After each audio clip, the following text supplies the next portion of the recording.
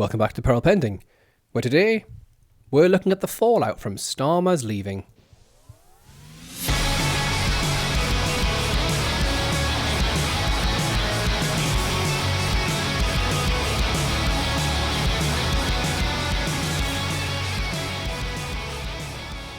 Yes, looks like he's gone. I saw rumours on Sunday and now it's actually happening. So we could look at his speech, we could look at what's happening next, who's going to take his place, but you're going to see that everywhere. So I figure we'll have a light one today. And instead, we're going to look at some tweets from members of Reform UK and have a little laugh at how out of touch and wild they are. Let's have a look. The first one obviously comes from the main man himself, Nigel Farage. Still no word on the 5 million gift he got from Harborne, or the fact that he claimed the Russian state hacked his phone to get hold of that information. But he has peeked his head up just enough to call for an election. Reform demands an election, and we are ready to deliver radical change. If Labour thinks it can shove another professional politician into number 10, it has another thing coming. And then he links to his Substack article, which we're not going to go over. I did think about it, but I read it, and honestly, it was total tripe, as you'd expect. So a few things with the tweet. We are ready to deliver radical change. Well, at the end of this episode, we're going to hear from the main man himself, Nigel, about how that's a load of bull, and also his claim about shoving another professional politician into number 10. Nigel, baby, you are a professional politician. You ran 7 times to become an MP before getting elected in Clacton, and then you never showed up to work. You were also in the European Parliament, and you take a pension from there, even though, once again, you rarely showed up to work, and also you don't like the European Parliament.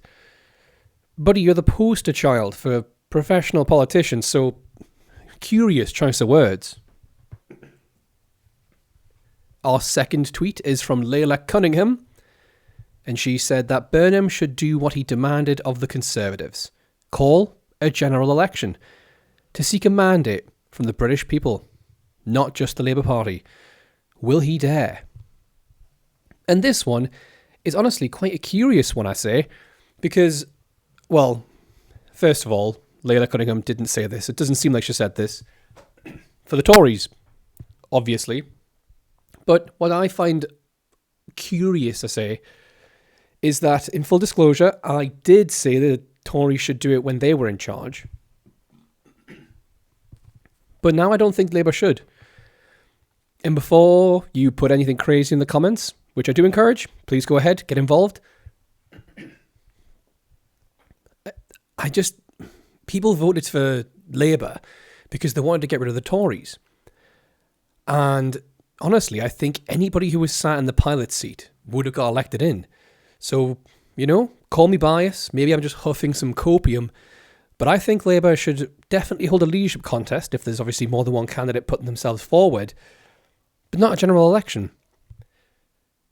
I could be wrong, but again, if Labour try this one more time, well, that's something I just won't be able to defend.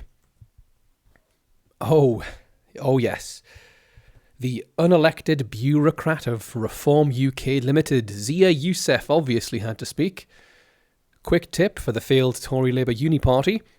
If you keep imposing PMs on the British people they did not vote for, they will boot you out with an almighty thud when given the chance.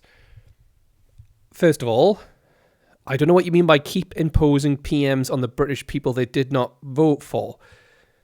People voted for Starmer, overwhelmingly.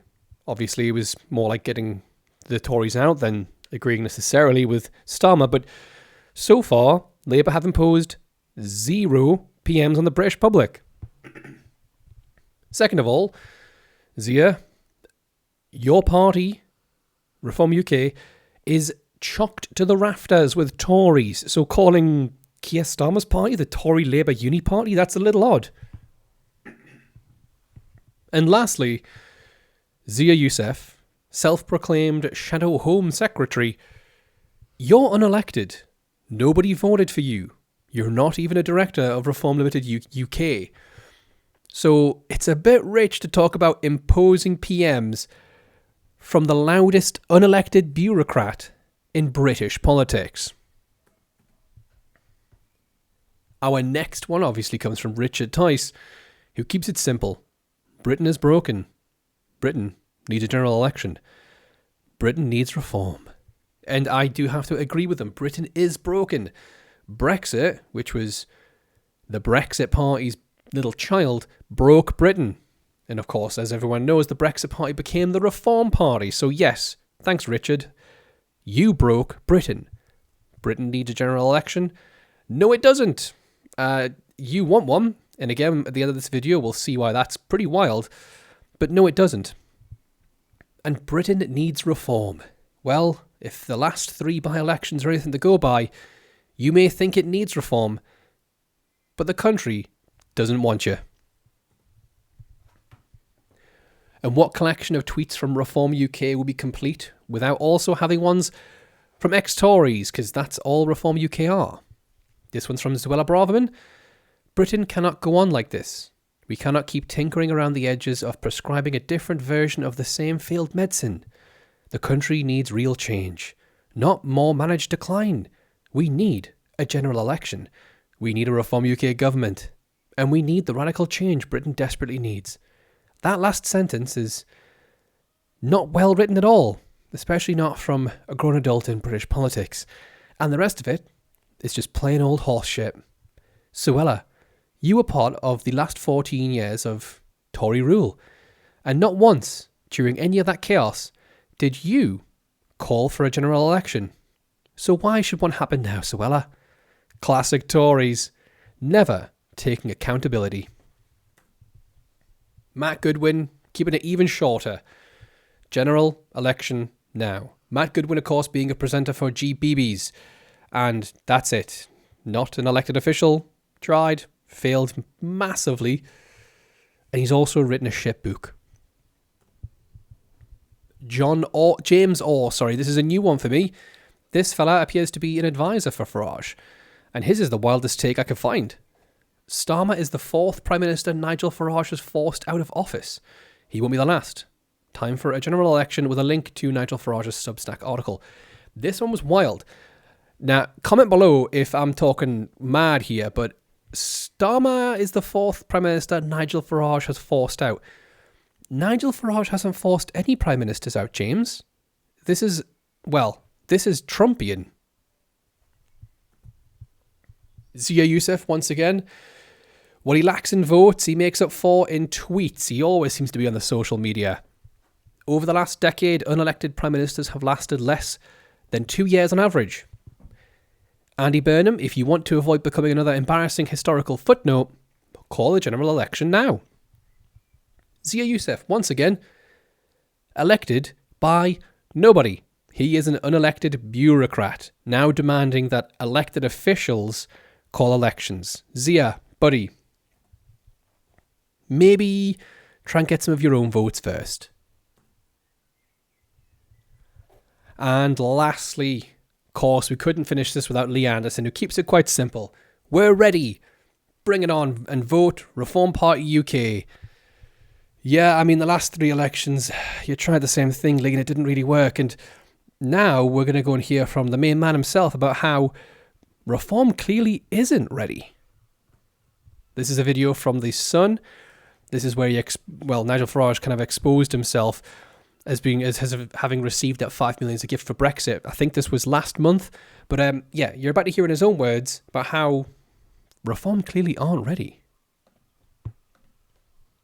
Are you now confident you're ready for government? What are the first 100 days of the Farage premiership look like? When I was asked before Christmas, how ready were we? I said we're halfway there. Which many comment, oh my goodness me, he admits that... Living on a prayer. No. We've been a work in progress. We've come an astonishing way in 1 year and 10 months. An astonishing way in that shorter period of time. I'd say we're now 2/3 ready. Are you now confident you're 2/3 ready?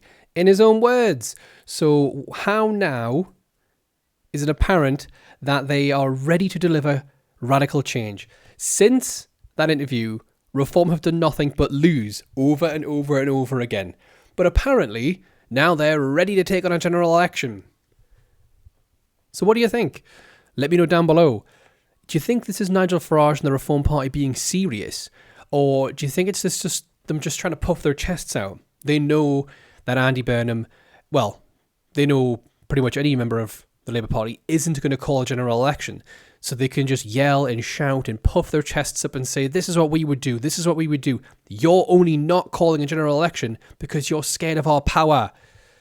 And then if they actually did call a general election, you'd probably end up with a similar result in Makerfield. Am I right? Am I wrong? Am I huffing all that copium once more? Let me know below. It's going to be an interesting week, and I hope to see you for the rest of it.